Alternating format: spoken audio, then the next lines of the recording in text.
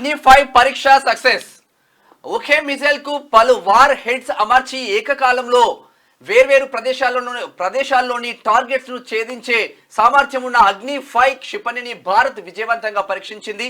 సోమవారం ఒడిశాలోని బాలాసోర్ లో ఈ పరీక్ష నిర్వహించారు. MIRV టెక్నాలజీతో దేశీయంగా అభివృద్ధి చేసిన అగ్ని 5 మిసైల్స్ లో ఇది మొదటి ఫ్లైట్ టెస్ట్. ప్రస్తుతం ఈ technology America, UK, Russia, France, చైనాకు మాత్రమే ఉంది. శత్రు దేశాల ఆయుధాలను అత్యంత ఖచ్చితత్వంతో ఛేదించేలా ఈ మిసైల్ ను అభివృద్ధి చేశారు.